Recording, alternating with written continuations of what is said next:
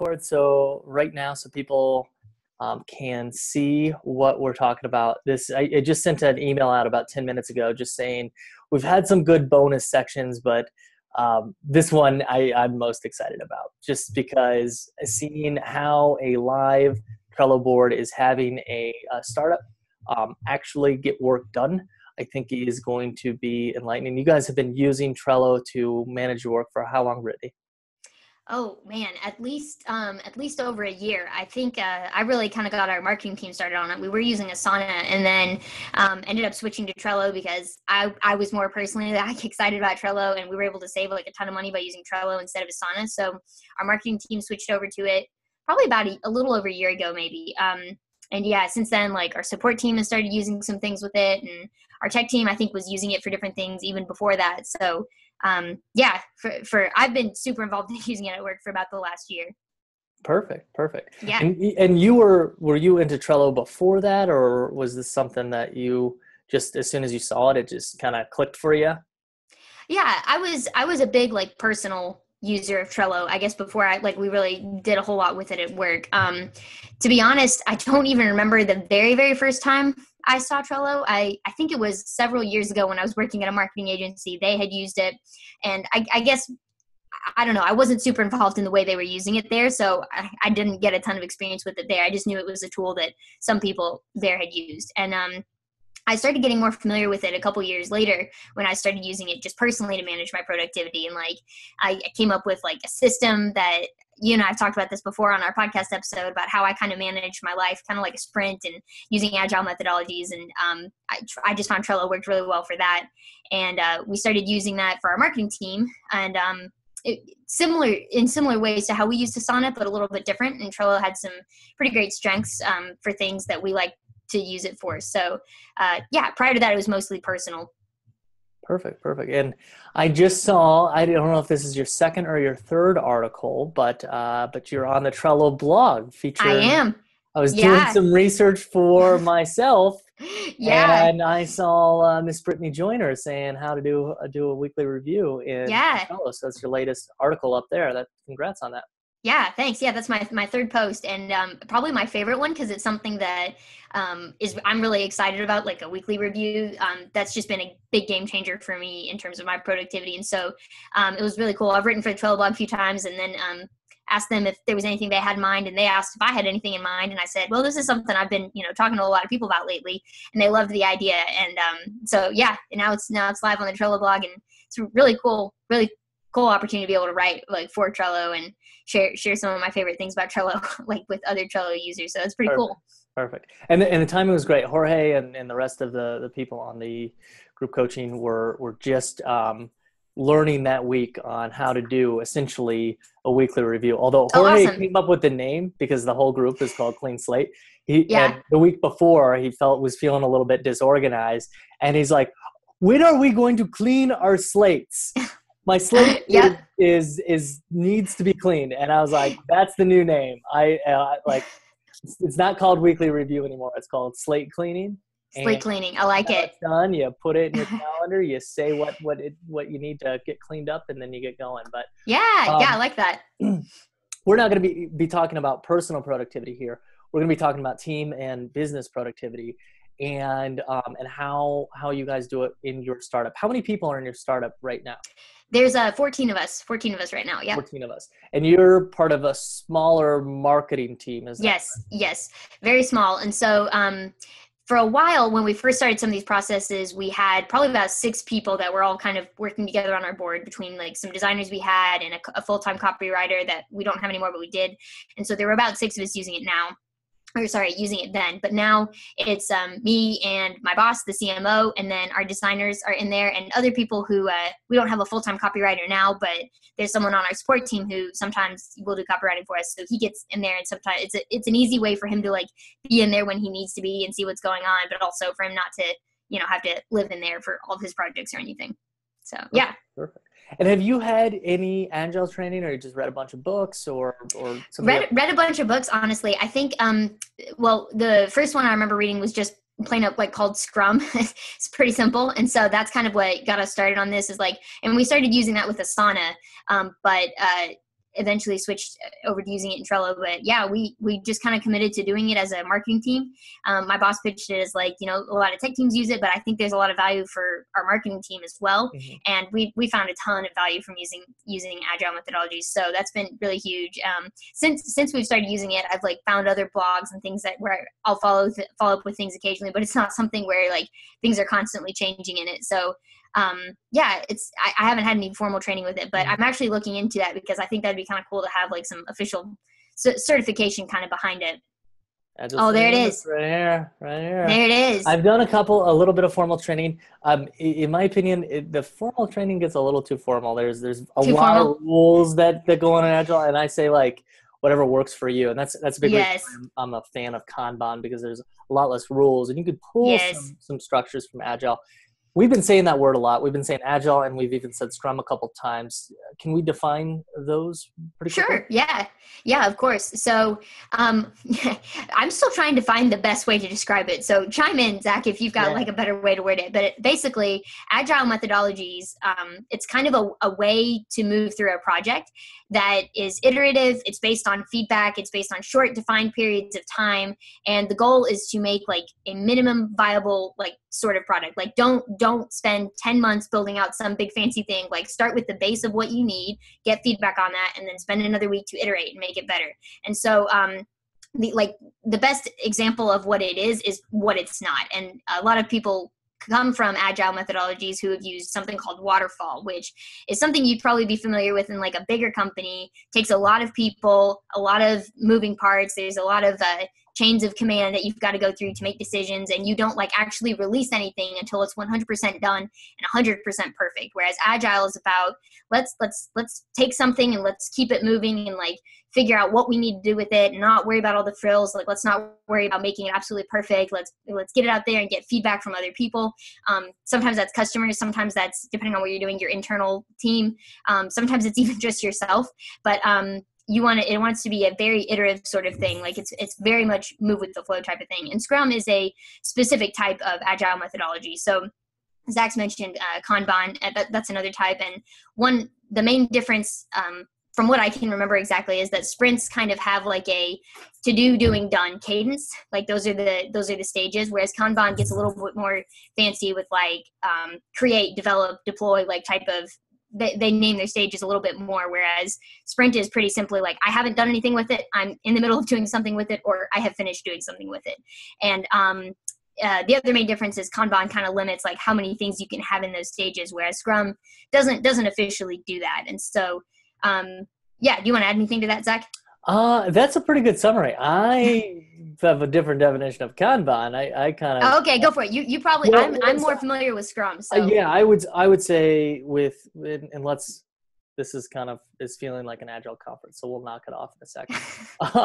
I would say with the big difference between Scrum and Kanban is Scrum has what they're called sprints, or Agile has sprints. Oh, right, that's fair. You're right. I forgot that's the main difference there. Time periods where you plan all the work and you say, we're going to get this amount of work done. And there's different ways of saying how much work it is. Story points is one way, hours is another way. And then you do it, you do the work, and then you have a retrospective. You see what went well, what didn't go well, if there's any feedback from the customers, in that type of thing when it comes to that. I will, under this video in the bonus section, I will put my notes that I took from a book called Scrum in a Nutshell. That was where I got most of my Scrum learnings. I'm just looking at the Evernote note right there, see if there's anything to add. But what I'd rather do is crack open your Trello and taking a look at that. Where did you want to start? You said you had your, I think we should end with your sprint board, because that's probably okay. And with that, okay, sure, yeah. So whatever your CRM or your marketing coordination or editorial calendar, whichever you think is maybe the easiest one to ease us into what you guys are getting up to. Sure. Yeah. So I'll go ahead and share my screen here so you guys can see. Can you see my screen right now? You should see my Trello talk with Zach card. Yep. Okay, perfect. So let's start with Let's see, the sales pipeline, that might be like the simplest one to start with right now, because this is something we're currently in the process of developing. And it's probably one of our more simple boards, but at the moment it's one of the more simple ones, because we usually try in proper agile fashion, start with exactly what we need, and then maybe each week try to add something different that we think would add value. So basically the context for this is we use HubSpot for a lot of our leads. We've done a lot of inbound marketing, so that has been super helpful for like sending mass emails and publishing blog posts and doing things like that. And this board is meant to be more for like some big enterprise customers that we're going after.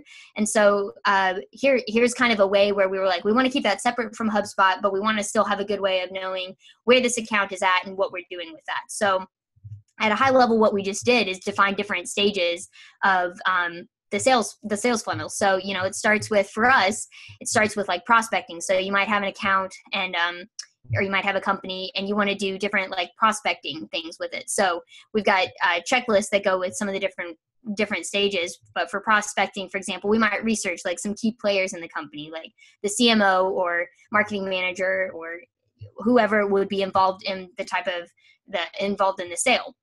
And then some other things we look at include historical growth, performance, different marketing campaigns they've ran. I'm not going to turn this into an account-based marketing sort of seminar here, but we can easily add like checklist of different things we want to research for them.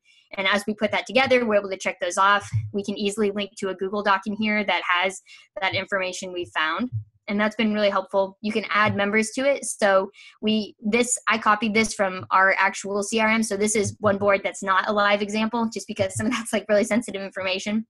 But this is how it's set up. So we would have the members of like me and the sales guy on there, and we'd be able to easily comment and say, like I can post in here and say, hey, Jeff, I finished the research. Now it's ready for you to do your next part in it. And so it's been a really easy way to kind of like communicate and see at a glance, okay, who all is in what stage of the funnel here? Like we've got some people in qualified leads. These people we're actively pursuing. And that's where kind of I would come back in with like some checklists and say, okay, so one of the things we do is we use plays, which you might notice by this card. And that's kind of way of saying like, okay, this account is in this stage and we want to get it to this next stage. What are some things we can do between sales and marketing? And so that's where, sales might have something about sending an email, and marketing might have a task for like creating a piece of content that we can make and send to them. So that's where there's a lot of kind of going back and forth between sales and marketing, and Trello makes it super easy to see, okay, they've sent the initial email, they're waiting on me to put together a piece of content. And I can easily comment and say, hey, I've got that piece of content, here it is, attach a link to the card, put the link here in the comments, wherever it makes the most sense.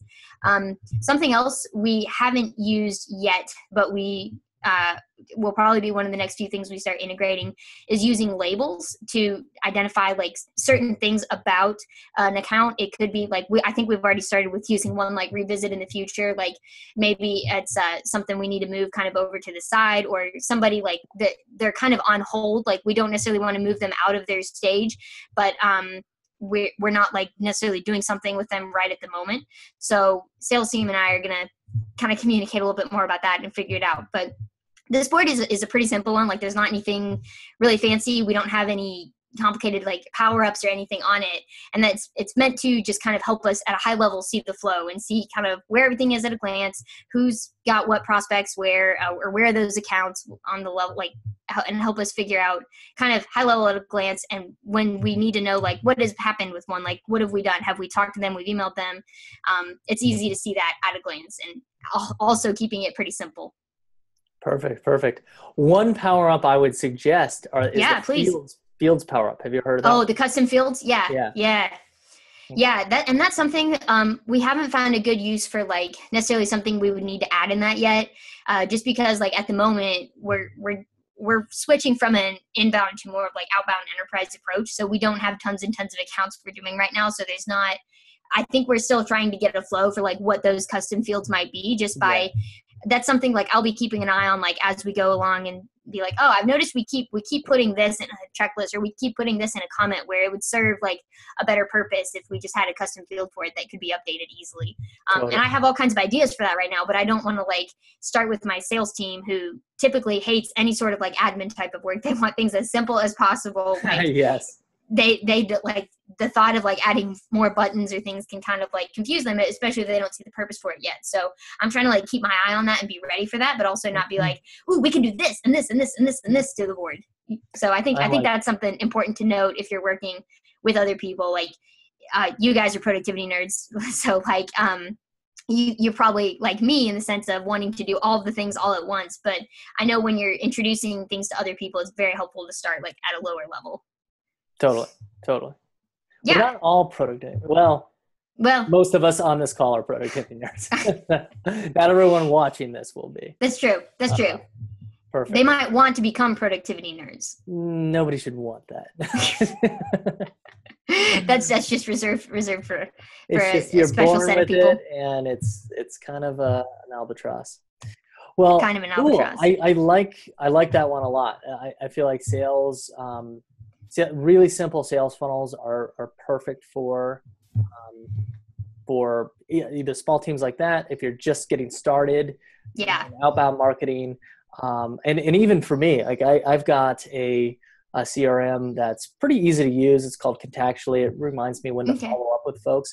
But those higher ticket potential leads I have, I want to be able to see that. I want to visualize that.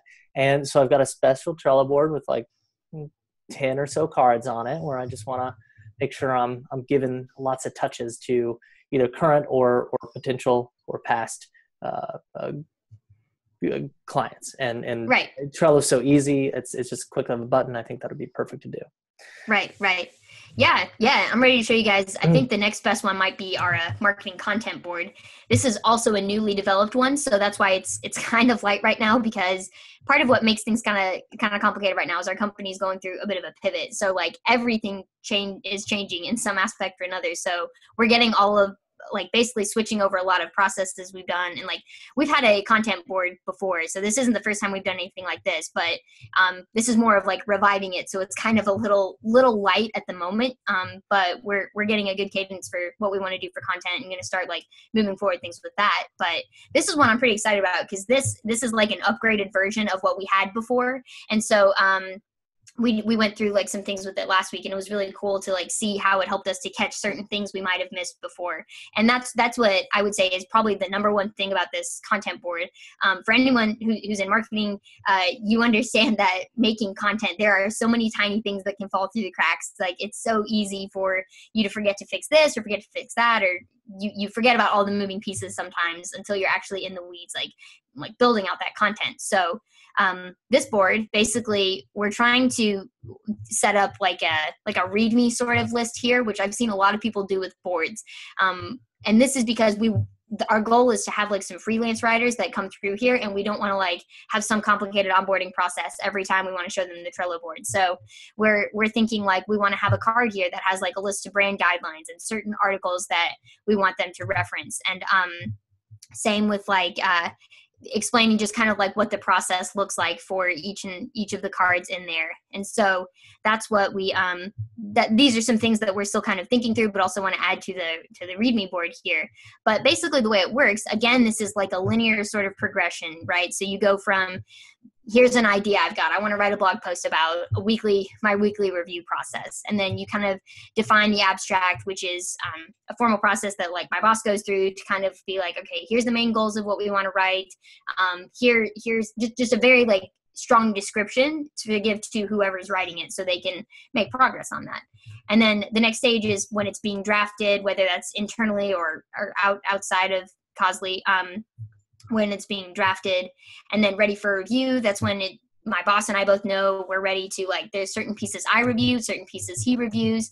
And then once it's been reviewed, it's ready for publish. And so that's where me and someone else I work with, she helps me kind of go through and we make it happen, move things over to publish. So I actually need to update this now that I'm watching here. But so one of the things we do similar to the sales board is we use some checklists where we have different notes for each of the stages. So it could be like when John's defining the abstract, my boss, he's defining the abstract. He finalizes the topic. He defines the scope and any creative needs. Like, do we need our designer to make this or something with that? That way I can make sure to get that on our sprint so our designers know about it, because they're not spending time in here.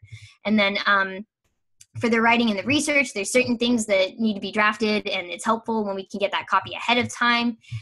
Same with like in the review stage, once it's been drafted, this is like a fantastic checklist for me to go through and make sure I'm not missing anything. Like, for a long time, we had a very informal sort of review process where it was like, I just had to remember, like, check this thing in HubSpot, or check this thing, make sure I've got like the alt tags on images, like very random things that I just kind of remembered and didn't, like, I would have lists stored, but not necessarily in a very good central place.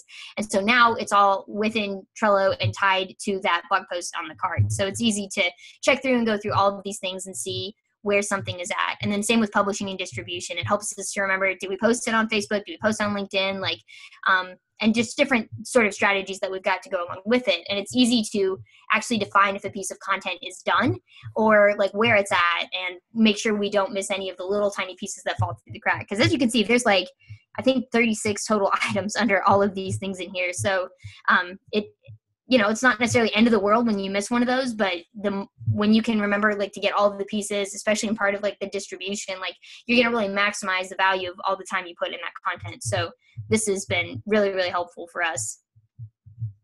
Neat. I see you've got the calendar power up there. Do you use that at all? Yes. So that's something where it's not going to look very useful right now because, like I said, we're still building out, like, going through this pivot and like, what kind of content do we want to make? And like, once we get there, we'll start filling this up with things, but it's going to be super easy to be able to show, like, we can put due dates on those cards. And I'll just actually go back there so you can start seeing what that would look like on here. But let's say we gave this the due date of the 12th. Let's say we had weekly review and we just put due date. Maybe we want to do that on the 19th.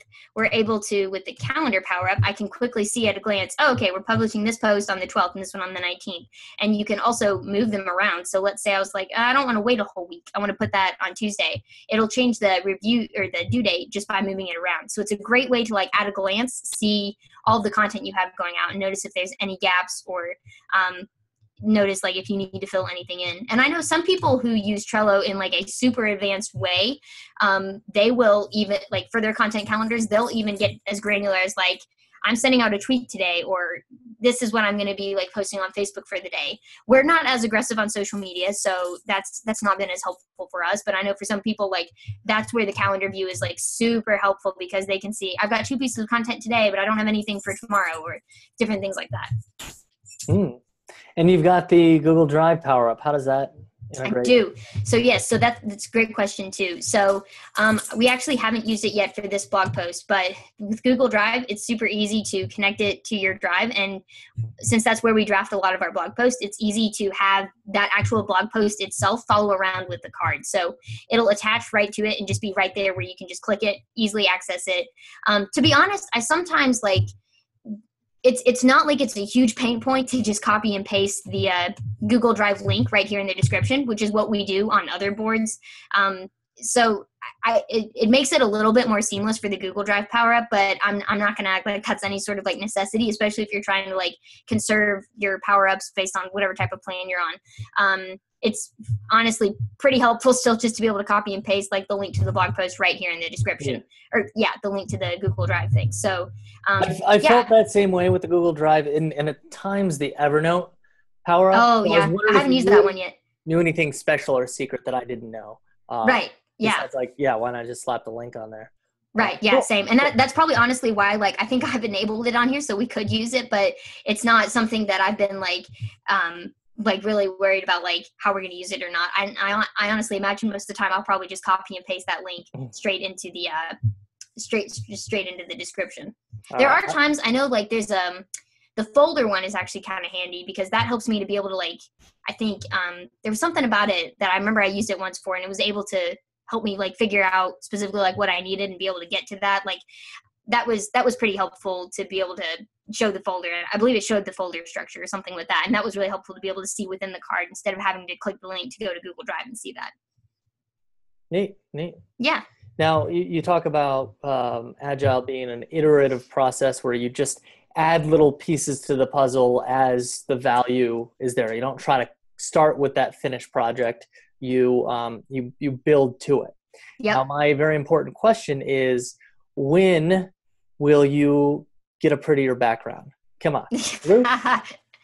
That's a fantastic question. I think actually our marketing sprint board might be the only one that I'm like super, like I'll like even pay really much attention to the background. Like some of these boards that I've shown you are honestly not ones I'm in every day. So it's like, it's easy to like this might be a board that I check once or twice a week, especially while we're kind of like in between content phases right now.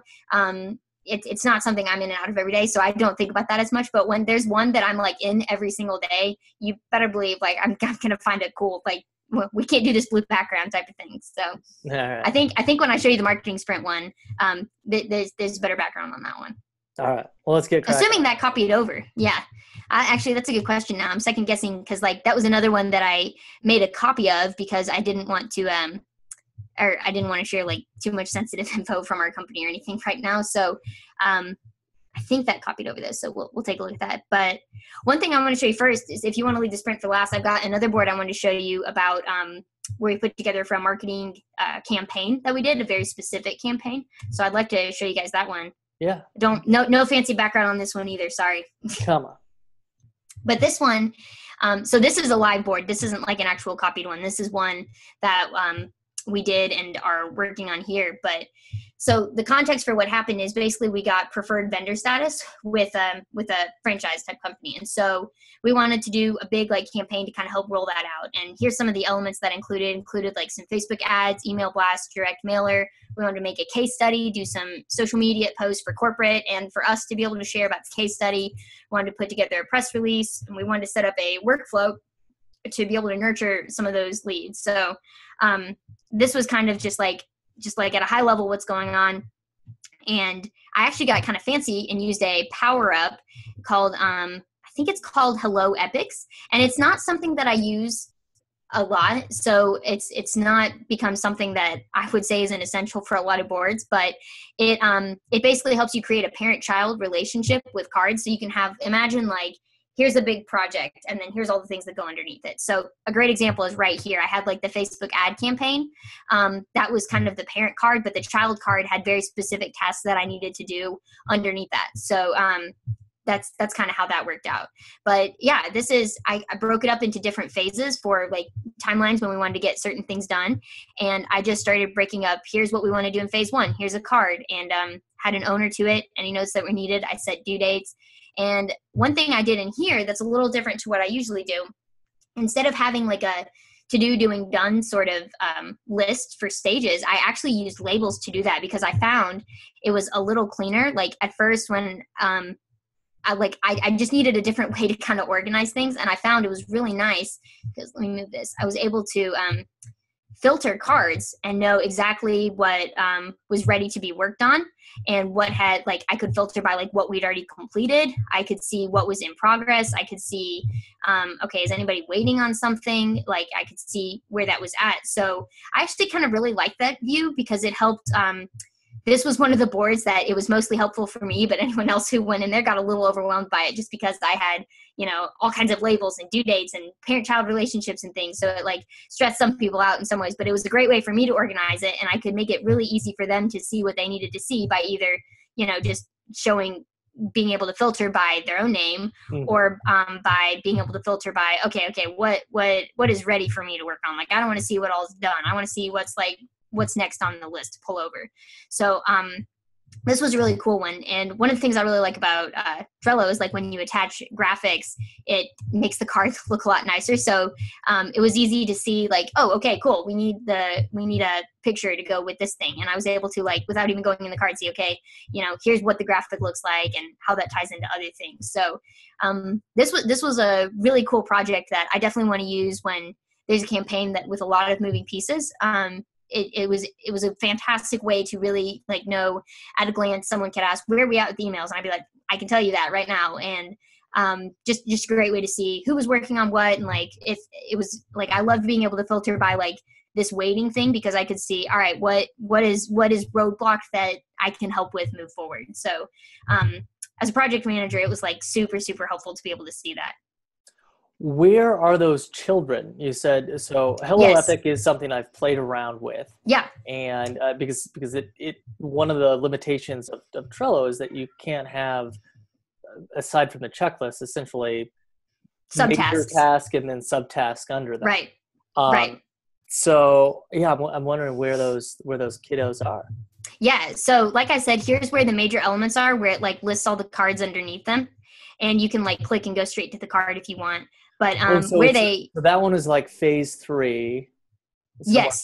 So that one I clicked with, yeah, it tells you like which list it's under, but like I'll show you specifically like in phase 1, like one thing it doesn't list them in any like chronological order, but like in phase 1 for the Facebook ad campaign, I needed to get a list of the owners' emails, addresses that we could use. So you'll see under here in phase 1, it actually has this card right here, and it has a little note that says Facebook ad campaign, so I can see who the parent is. And it mentions it again inside of it. So I didn't get really fancy with this, but I assume you could have grandparents and grandchildren, because like you can have a parent and also have children. So depending on how fancy you want to get with it, I'm sure you could like take it another level too. But that's how you can see where they all connect. I think it uses a color too. So I'm trying to think. I don't know why it has disappeared off of some of them. I think this was a lot of preliminary work, not really tied to anyone. But like you can see, this one's tied to the Facebook ad campaign again. Oh yeah, and the press release and press release, so I'm case seeing creation. The images on there, so that makes sense. Yeah. Okay. Yeah, so that was really cool. And to be honest, like I said, it's not something that I usually do a whole lot with in our other boards, because as we get to with the sprint, like like we're working on very specific pieces of a project, and like we know from our sprint planning like how all of those pieces relate to the project. My cat just decided he wanted to join. He's into Trello. So anyways, but yeah, so that's what that it was really useful in this board when it was like, okay, there's like 6 actual big projects that are happening and I need to know all the moving parts underneath it.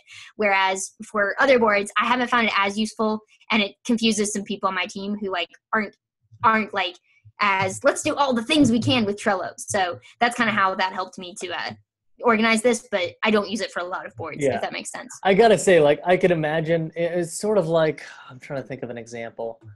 Well, my personal Trello board is a good example of it. It's like, it's one of those things where an outside looking in, and even as somebody who's kind of a Trello power user, I'm like, ooh, okay, there's a lot going on here. And it's overwhelming. But for somebody who built it and created it, and this is their thing, they know exactly where everything is and exactly how to filter it out, and it makes it really good. So if everyone on the team at least knows where you're coming from. Exactly. Like, okay, I need to just go in there and filter my job, and then I'm not going to worry about it. Craziness it's getting up to. Right, exactly. That's kind of what it came down to. People were like, I'm going to trust your process on that. I don't want to see all of those things. That's a little overwhelming, but it was like super helpful for me because I knew how I'd set it up and what it all meant. So it was able for me to pull all those pieces together. So that was really, really helpful. Cool. Yeah, I like the way that you, instead of using lists for doing done, you used labels. Yeah, and it's something I'm actually kind of like toying around with it. It seemed really strange at first, and I was like, no, I like using my list for stages. Like, this is gonna be weird, but I actually really kind of liked that approach. And so it's something I'm trying to think about, like when I make other boards for other things, like what's the best way to structure it? Like, is it better to structure it by like stages and lists, or would it make more sense to use labels? And I find that's really helpful when it's like either like in this case, it was very timeline based. Like I didn't want to know, I wanted to be able to see at a glance what we needed to focus on in each sprint, like, which is quite honestly why I organized like this. You can see they're all like about a week apart. And so I wanted to know, these are the type of things I need to make sure we've got on our sprint for this week. Whereas other projects, like it's helpful, I think, to have the lists that are for certain things, like you might use like for a content calendar that included social media. You might have a list for like Twitter, Facebook, LinkedIn, blog, or different things like that. And then being able to use the different labels to say, this is in progress, or this has already been posted, or something like that. That helps you to sort through it better as well. So it really depends on the board and what you're trying to do with it. I think, in my opinion, at least, how you structure lists versus labels for the stages. All right. Yeah. Are we on you guys ready to the big show? Ready to break into the sprint here? Let's see. Big reveal. Let's see. Here we go. Alrighty. And was this 8 story points for you? Yes, on my scale for the week. Yes, in my personal board. I don't know. So everybody, I think, uses probably value like in a different way. So let me back up and explain. The way I do my personal sprint is I don't actually use story points for effort like everyone else does. I one day kind of realized all that incentivized me to do was like do more work. And I was like, that's not the point of productivity. Like the point of productivity is like to add more value and make sure I'm doing valuable things. And so for me, I actually like base my sprint on like value points. And so I say like, basically it's like saying how important is this going to be for me? Like, not that things with lower value points, I want to like, just kind of do or whatever. I want to like understand though what kind of things are adding value and make sure I'm putting the right effort in things that add value. So yeah, on a scale of like 1 to 10, this is an 8. So you should feel pretty special. I feel honored. I was even thinking just like with story points, like, oh man, you put some work in, but if it's importance or value points, yeah. Then yes, I will make sure I'll force everyone to watch this recording. Force them. Yeah. The value out. Yeah, no, well, and it's like, this is like a good example of how I got there is like, this is something that I enjoy talking about and I'm good at talking about. And like, I want to, be known more for talking about this kind of thing. So being able to like share this with people and just have another opportunity to like share what I know about Trello and especially using it at work, like it's a pretty valuable experience for me to like get feedback from you guys and see like, what kind of questions do you have or what kind of things do you bring up? That's super valuable for me, even like outside of like you guys all seeing it. So yeah, so that's where this came from. Perfect. So this right now, although we're talking about, or we're looking at, is a it's a marketing sprint example. Yes. So this isn't necessarily our live one because I wasn't sure, like there's like some account names on there and like some really sensitive stuff right now just because we're going through like this big like merger pivot type thing. So I figured like I could copy the board and get like change a few things to make it look like still as functional without like actually having you like necessarily get in the weeds with all the stuff we're working on specifically this week. But this is like a copy of last week's board and where it was at the time that I copied it. So like I said, I like might have taken a few names out of here or something, but yeah, like for hotel deck, I took out like who exactly the hotel was that we were working with. But a lot of other things in here, like this is exactly where the board was at when I copied it. So hoping you guys like are okay with, even though it's not the exact live thing, it's a pretty great replica down to like the background picture of what our board is. So finally, Zach, you've got a board with not that blue background. Yes. I'm happy about that. Yeah. So we talked a lot about agile methodologies kind of up at the frontier. And so this is kind of where we put it into practice. And we, this is our marketing sprint board. So we usually house things on our backlog somewhere else besides in the Trello, just because when you're down to work, like you don't want to worry about like, this is something we're going to do like next week or in the next quarter. And so our sprint, by the way, lasts from Monday morning to Friday night or Friday at 5:00. And so that's how we define our sprints. And my boss and I, we actually will usually plan it out on Fridays and try to figure out like what we want to work on. So that's where like, as we come up with ideas throughout the week, or like if right now we're in a very, very, like this is very unagile, I guess, as per like adding things to the backlog and only pulling things from the backlog. But we're in a very quickly moving sort of stage right now with this pivot that we're going through, that there is stuff that comes up this week that needs to be tackled next week. So it's less of, it has become less of like pulling from a strong backlog that we've got of ideas and things that we need to work on, and more of like this is what the CEO needs for this merger, or this is what we need to research this aspect to make sure we're ready for this. So that's where, and I think, that happened, to be honest, even when we were pulling from our backlog consistently every week. Like, there's always stuff that comes up. Like, you cannot, especially as a marketing team, like maybe as a software team, it's less, this is what you're working on for the next couple weeks, like focus on these sort of features and tasks. But for us, there's, sales will request this or that. And so it's very like kind of fast moving. And so that's always been something helpful for us to have. So we will put things there, and then we put everything on deck that's just like our starting point of like, okay, cool. Like this is untouched basically, but needs to be tackled this week. So that's where everything kind of goes there. We've got those numbers. What do those numbers mean? Yes. So those numbers are story points, and those are based on effort, and we don't always use story points. So we're not always, here's the thing with it. We got to a point, it was really helpful. We probably used it every single week up until about 2 or 3 months ago, I think, is when we kind of decided we were doing some of the same sort of tasks. And so we had a good rhythm for like how things went. So it wasn't very helpful for us to sit and like plug in those points or think about things. Like it just got to a point where it was more work for us to maintain or keep adding those points in than it was for us to just leave them out. But we're talking about bringing that back in, as like a lot of our work is kind of now all up in the air and different from week to week. So it's helpful to have that. But we have always based it at work on effort points. So we use for a while, we're using the Fibonacci sequence, where it was like something was 1 point, it was 2 points, 3 points, 5 points, 8 points, 13 points. And for those of you who may not understand why we chose that, that's because when you think about it, it's really hard to decide the difference between a 5 and a 6. Like if you think about in terms of effort, like is this on a scale of, what's the difference between 5 and 6? Like it's really tiny. But when you're like, is this a 5 or an 8? It's easier to choose one. And so that's actually like how we arrived at using the Fibonacci sequence. And so you can see we kind of deviated. Analogy that I liked was looking at buildings. It's pretty easy to tell the difference between an 18 and 13 story building. 8 and 9, it's kind of hard to tell. Even an 8. Yeah. Right. Yeah, that's a good point. Yeah, it's just which is really interesting. You see, we kind of deviate a little because we've got a 4 here, and I think that was part of why it's still not a perfect system to me, and something that I kind of would love to crack, like what's the best way to do it.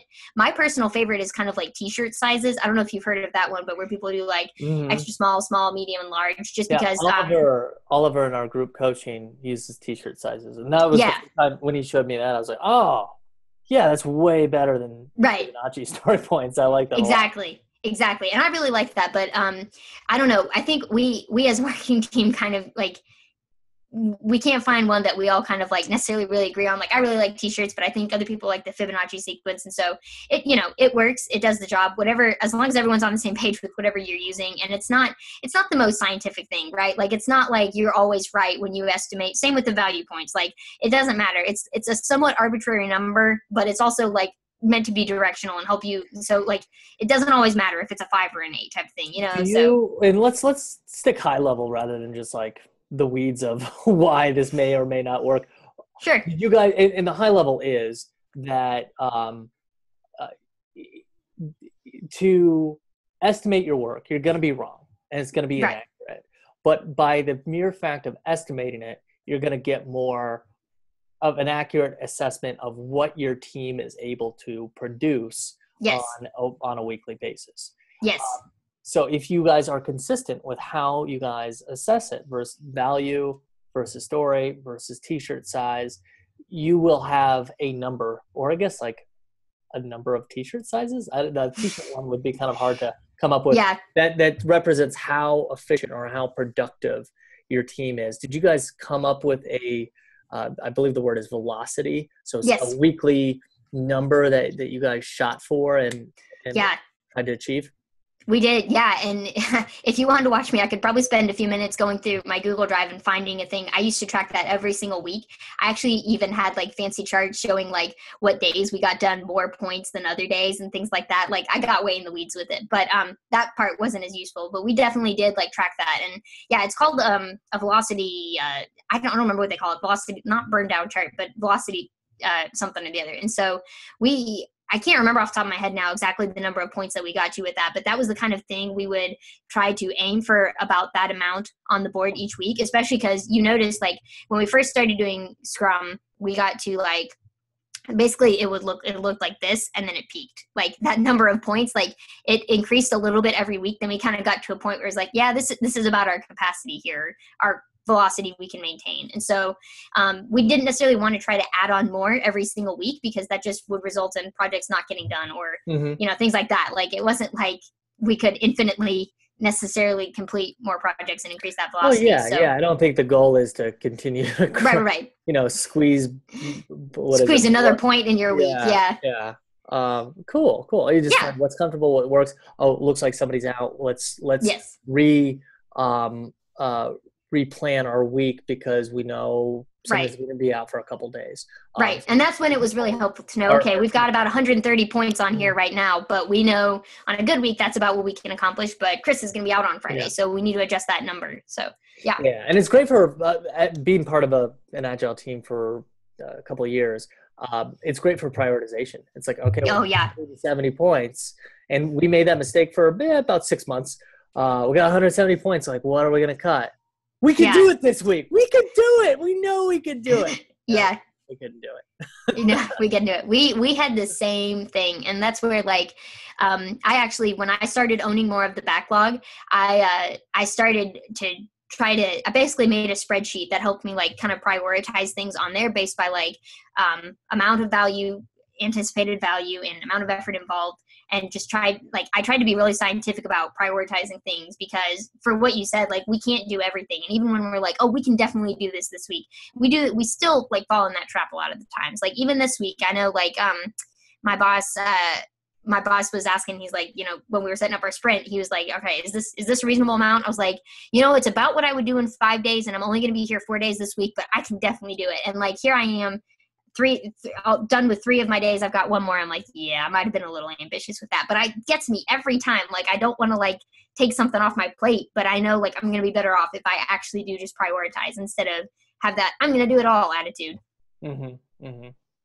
Yeah. Cool. So maybe walk us through this. We got into sure. Sorry. Yeah. So we got kind of in the weeds there, but again, this is a pretty simple board because a lot of people on my like designers are using it, and it's one I didn't want to make to stress out a lot of people, but I use a extension called Pro for Trello, and what that does is it lets me, or actually no, I'm sorry, this one I think is the Scrum for Trello. I use Scrum for Trello, and it lets me add up basically. When you see this card written, I've got in parentheses the number 1. And what it does is it adds up all the numbers on this list. So I can at a glance tell the number of story points in on deck or create or review, waiting on something, which by the way, I don't think I finished going through the stages. The review, waiting on something stage, basically it's kind of like a holding stage. So that happens a lot of times because my boss will want to review something, or somebody will be waiting on something from another department. And so we've experimented with different things. Like sometimes we've used labels. I think I might still even have that on here, like the waiting label. But we found it's, in general, this just ends up being a stage. Like everything pretty much goes through review, like waiting for someone to review something. And so that's just been a really useful stage. And then we move it to done. We clean that out at the end of every week. When somebody's going to need something to be reviewed, do you say you don't attach the person, but put the person on the card, assign the card to them? Yeah, well, so usually what we would do, and this stripped out the members when I copied it over, but what we would do is like, let's say I was writing the copy for this, and then my boss wanted to review it. He and I would both be on the card. Excuse me. And then when it got over to that review waiting on stage, first of all, he'd get a notification because he's on the card, but also like I would comment and say, hey, John, it's ready for you to review here. And so he'd know that the ball's in his court now. He needs to take care of that. And typically we kind of like joke about this being like my boss's list sometime, because usually like he's the one that like would review things. Like I don't usually review designers' work necessarily. Sometimes I'm involved in that, but usually like my boss knows if there's something under here, like we're waiting on feedback from him for something. So that's been kind of a helpful process too, but definitely like being able to comment on people, that helps to like notify them quickly, like, hey, there's something going on in here. Or even if it's issues with having too many notifications. Okay, so I love Trello, love everything about it. I hate Trello's notifications, like by email, or even like I am not fantastic at noticing all of the ones here. But I've gotten better about being able to like sort through like, okay, John moved a card. I don't care about that. But he commented on something here, because they'll look a little different. Like, I'm going to move this out of the way here. Like when you show the notifications, like I've gotten better about being able to quickly print, like notice, oh, John commented on something. Like instead of, I'm able to scan through and miss all of these. But I know a lot of people really don't like Trello's notifications. Like I hate the emails. I feel like the emails are completely useless. So a lot of times I know people who are good at noticing the notifications and who are not good at noticing the notifications. And so one way I get around that is I will find a link to the card. Well, I'm in the browser right now. When I'm in the app, I have to go here to get the link, but I will copy the link to the card and just message that person on Slack and be like, hey, where are we at on this? I got you. Yeah, Yeah. Oliver, the same person who uses the t-shirt sizes, has a team about the same size, 16 people, and he's the CEO, co-CEO of the organization. So when he got put on a lot of different boards, he was noticing he was getting about 200 notifications a day. I was like, oh, gee, that doesn't seem reasonable. And my suggestion was, well, do you really need to be following all of those cards? If you have a cadence of going in and looking at the Trello boards, that will give you the information that you need. And yes, exactly. And then the other suggestion was ask team members to notify you if something really does need your urgent attention. And then I think I really like how you showed us how you can scan to see, okay, cards moved, I don't care. I'm going to look at the whole board to get the big picture. And right. Where are those app mentions? Where are those things that are specifically pertain to me? So I think those are some good workarounds while Trello maybe figures out another way to give updates. Yeah, I think like a great way, and I should probably like mention this to them, but like a great way that I think could help is being able to select the type of notifications you get. Because as far as I know, you're basically like, you can select how you get emails, but you can't select like, I don't want notifications about when a card is moved. Because like you said, I literally have this board up all day at work. Like, I mean, it's like, it is up. It's not like something I go to Trello.com. Like it's just up. It's either a pin tab on my browser or the dedicated desktop app that they now have. Like it's up in there. So I don't want a notification. If I want to know where a project's at, I'm going to go like look at the card. Like I'm not going to sift through notifications or wait for that. So that's like you said, being in the board is really helpful for that too. But I think if Trello could just make a way where it's like, don't notify me when someone moves a card, especially because that happens like so accidentally. Like I do that all the time, like accidentally like move a card over and I'm like, nope, wrong one. Didn't mean to move that. Or I have like a team member who like sometimes he'll move a card and then be like, oh no, I just did my part, but the whole card isn't ready to go to done. So he moves it back. Like you don't want notifications about that every single time. So yeah, I think they could improve that some. Okay. I thought if you weren't a part of that card. Yes. No, you're right. Sorry. So the example that I was just saying, like, is that I was on that card. And so you're assigned like, to it, correct? Right. Yeah. Yeah. You don't get notifications about when cards move that you're not a part of. So you're right. Okay. I'm just a part of a lot of cards. yeah. I was just making, because that was the other thing, is like, well, don't assign yourself to all these cards. Just right. Or then change your setting on the overall board, because you can get all the notifications for a certain board or a certain. Yeah, that's a good point. Weirdly, I don't know how the benefit of that, but yeah. Well, cool. So you've got a separate area that you have work that you planned. Let's talk about some of that. And we only have, I guess, 2 minutes left. Well, we started. We've got a couple more minutes. You have work in another board that you then pull in. Is it Fridays or Mondays? When do you do that? Yeah, so usually on Fridays, because we have our sprint planning meeting with the team at 10 a.m. on Thursday, or 10 a.m. on Monday. So usually on Fridays, my boss and I will like go ahead and get everything kind of staged in there. And at the moment, we're not really using a board. There was a time, like I said, I was using a spreadsheet just because that was easier for me to put in like estimated value points and like effort points and be able to like rank things like that. I haven't found a great way to do that in Trello yet. And so basically we've done all different things. We had a backlog that was its own board in Trello, and we would have a list that was like sales requests and Facebook ads or different sort of aspects, and was able to kind of easily organize tasks like that. We moved to a spreadsheet where I could have the category, the task, the value I expected out of it, the effort expected out of it, who was involved, in any notes about that.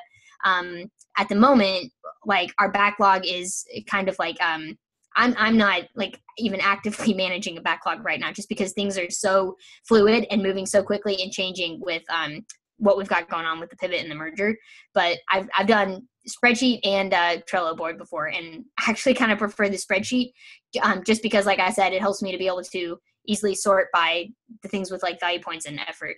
That's another group member, Stasia, was organizing. It was a much different project, but she tried putting one project in there that she had a very nice Google Doc with lots of color codes and lots of years of data and information.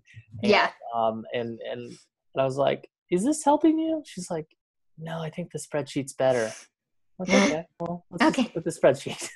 you know, Right, just, exactly. And yeah, there's a lot of times where I find Trello like does outperform other tools and other things, but I don't try to make it work if like there's something else that works better, right? Like, Trello can't like solve every single problem in the world. So, yeah, and there was a time when it did work really well for our backlog, but when we got to a point where like basically it was kind of like a serious crunch time for like the current product we're working on, like before we were about to go through this pivot process, and like we were like everybody was throwing out ideas of things we should do. Like it was literally a company-wide initiative to like help come up with ideas for like what we can do for marketing, pitch ideas and things like that, and like literally was getting like 50 ideas a week that I would have to prioritize and sift through and things like that. So it came yeah, to a point where like if all that was on a Trello board and I had to scroll through all those cards, I couldn't handle that. So yeah. whereas now what I imagine we're about to get into, like I know my boss is in preparation of like thinking through, like he kind of has his own like board where he's thinking through like bigger picture marketing things for what we do next. But again, it so changes like week to week that it's not like we go to that board and pull things off to put on for this week. But generally that's what we would be doing. Mm-hmm. And then when you had that spreadsheet, Mm-hmm. were you able to just kind of copy and paste and the Yes. cards would Yep. That's pop? exactly what I did. Just copy and paste it. Cause like the way I set up the spreadsheet, there would be like an idea column and then there would be like a notes column. So I would just copy and paste the idea and the notes into the description. So it was a Mhm. super, super fast way to kind of move back and forth between them. Cool. So you pull that in, and then there's a meeting that you have Mm-hmm. Yeah. to discuss. Do you guys flesh out some of the acceptance criteria or what next actions for the cards, the Yeah. projects on that meeting? Yeah. So basically what we'll do, meet and kind of go through each card on there, make sure like, so I kind of lead those meetings and I like might talk to my designer and say, hey, we've got this project, and I'll give him like any context he needs, because the card, like this one is a good example. Make one pager for churches. That's clearly not enough for a designer to just run with. So like I give him a little bit more context and probably say, hey, we need to set up a meeting to talk more about like what this looks like outside of that, but just give him a little more context for what that project even is. Not go into like all of the details and explain the design I'm thinking through that, but just to say, hey, we need this for this person. Here's the due date. This is just enough context to help him like understand what the project is and what done looks like. And that's a really big thing we emphasize in those sprints is like sometimes we don't do a fantastic job of like titling cards when we put them in there, and it's really hard to tell like is the project done or like did I do the part on it. And so that's where we like will really like sit down and iterate like what do we need to call this so it's very clear when this project is done. And then we just make sure we understand who all is involved in that card.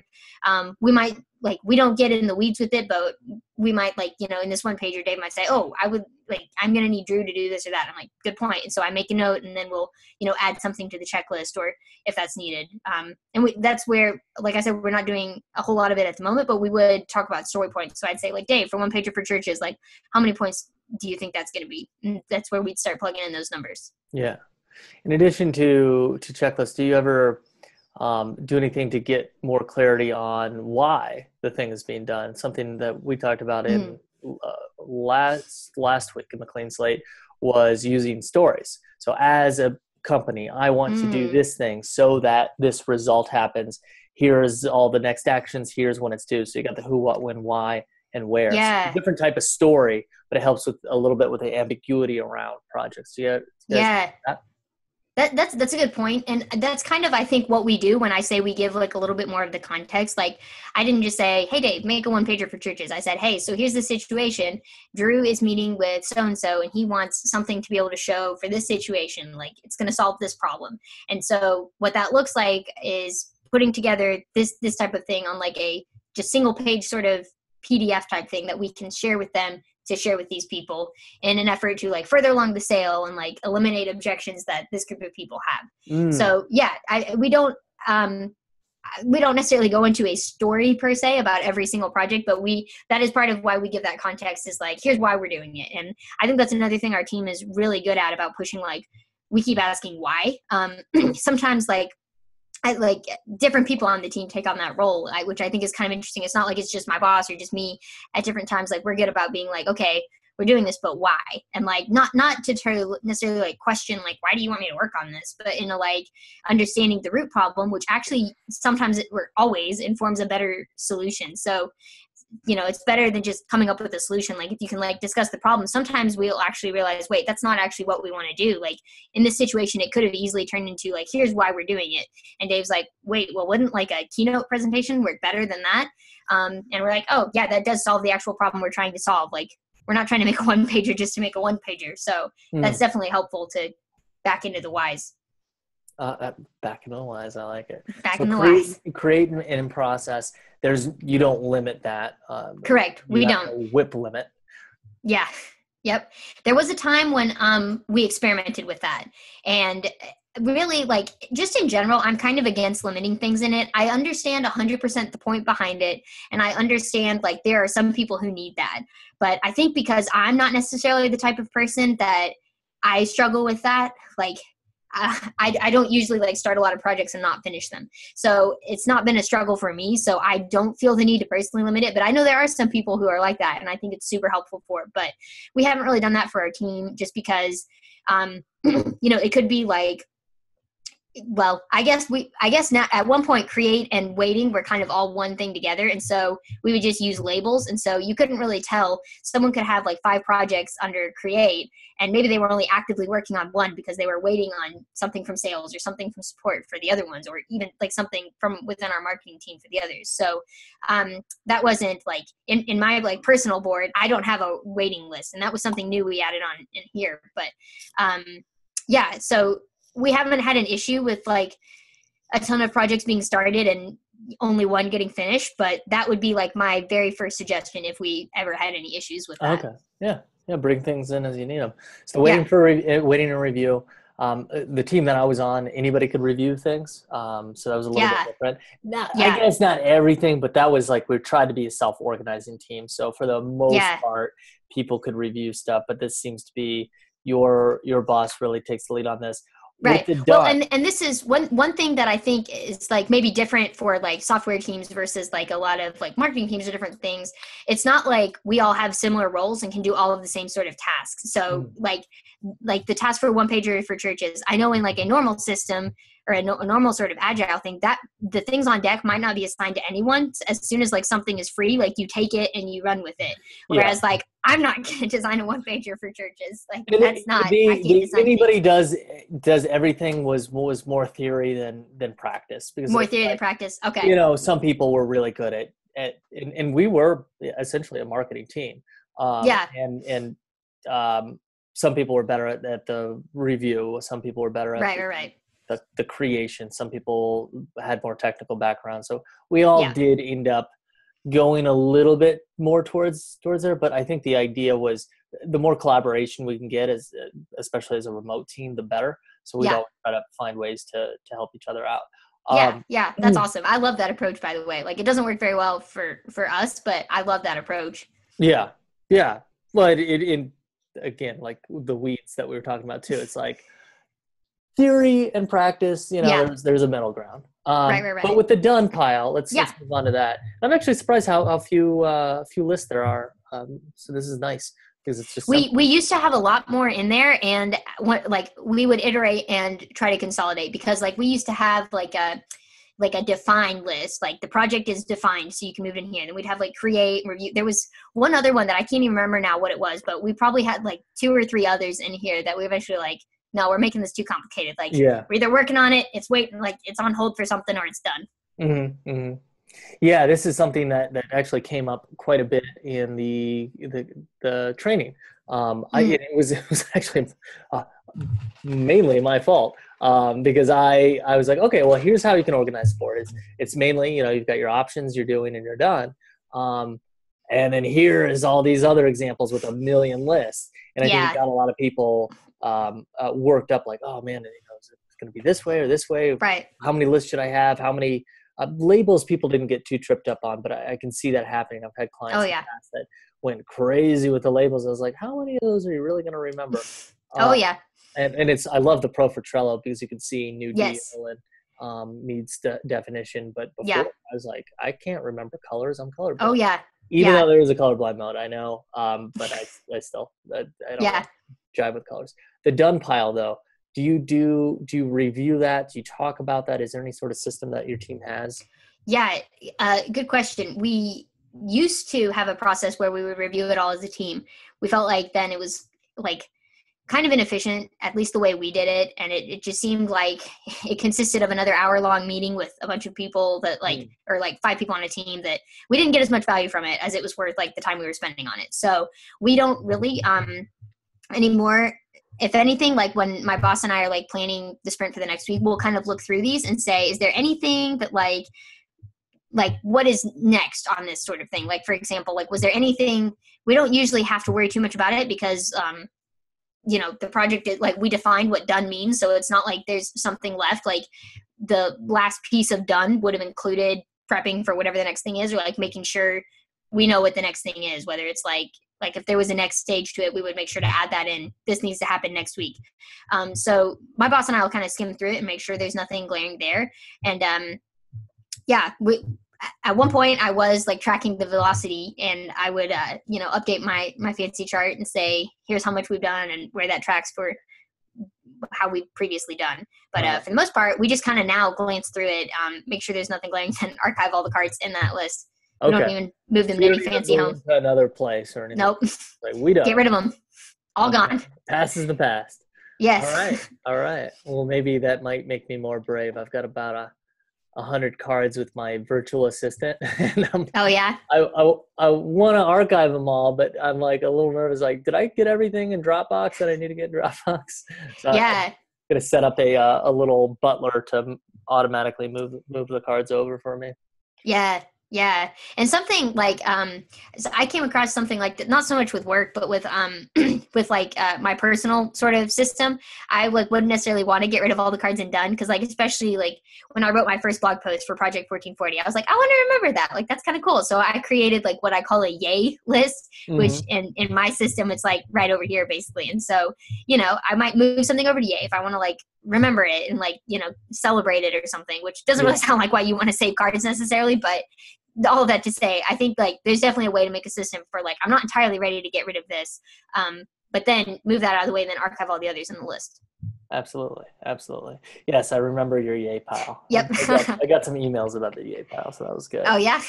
Cool. Well, thank you so much that was just a lot to enjoy and to take in and to consider. And if you're on a team here, I can see why people get confused about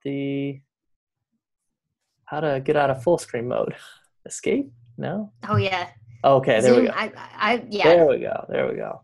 Zoom gets a little lost. Yeah, so we've got both Jay and Jorge still on there. Is there any last minute questions? Because I only asked it an hour and I was already 8 story points for Brittany. So we're going a little over that. Any last questions that you might have for her?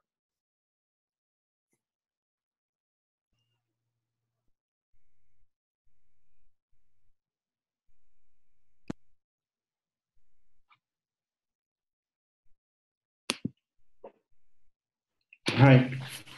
Hey, Jorge. Hi. Hello.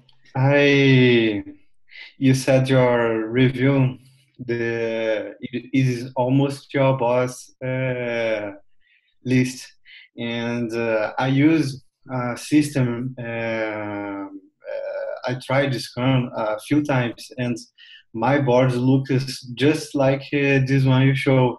And in the review list, I already put my name. Oh yeah. I have the review and my name.